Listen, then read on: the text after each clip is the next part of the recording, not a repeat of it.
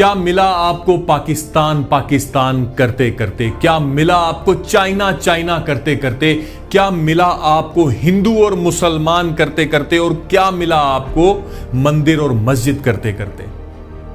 यह सब कुछ करते करते कहीं हमारा देश पीछे रह गया।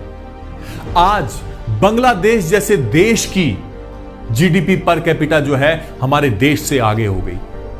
अगर हम बात करें पिछले 5-6 साल पहले की, अगर हम बात करें तो बांग्लादेश हमारे से 25 से 30% पीछे था।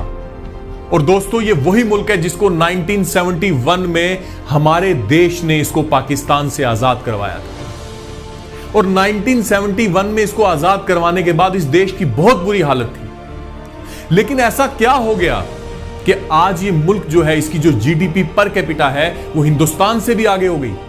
आजाद हमने करवाया और कुछ सालों पहले करवाया, और उसके बावजूद जो है वो आज मुल्क हमारी बराबरी कर रहा है। क्यों? बल्कि हमारे से भी आगे जा रहा है। क्यों पता है आपको? मैं आपको बताता हूं। जिस वक्त हम पाकिस्तान पाकिस्तान कर रहे थे ना, तो ये अपना काम कर रहा था। जिस टाइम पे हमारे न्यूज चैनल जो है वो चीख चीख के चाइना चाइना कर रहे थे और हमारी सरकारें जो है चाइना चाइना कर रही थी ना, तो उस टाइम पे ये चाइना के साथ कपड़े का व्यापार कर रहा था।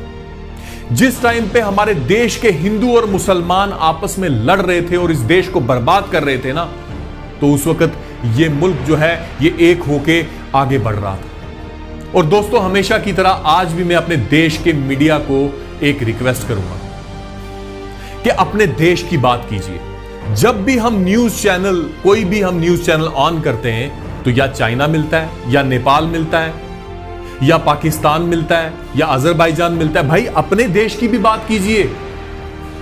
हम बहुत मुश्किल वक्त से गुजर रहे हैं। और एक और सबसे बड़ी बात कि सबसे बड़ा कसूर जो है वो हिंदुस्तान की जनता का है।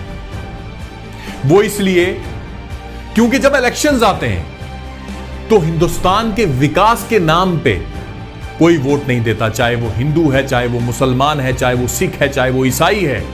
विकास के नाम पे कोई वोट नहीं देता है।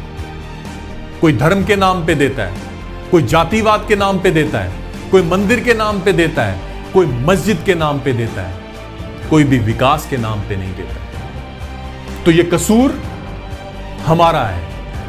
जिस दिन हम इस देश के बारे में सोचेंगे तो हम देश के विकास के बारे में सोचेंगे। आज हम जो हैं, आप ये मत सोचिए कि हम देश प्रेमी हैं। कौन कहता है हम देश प्रेमी? हम पार्टी प्रेमी हैं।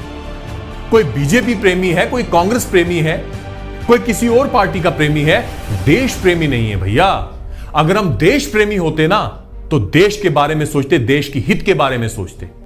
मेरी बात याद रखना, जिस दिन हम इन मसलों को सॉर्ट आउट कर लेंगे ना, जो हमारे अंदरूनी मसले हैं, तो बाहर की किसी की औकात नहीं होगी। जब हम अंदर से मजबूत हो जाएंगे ना, तो बाहर से हमारी तरफ कोई टेढ़ी नजर नहीं देखेगा।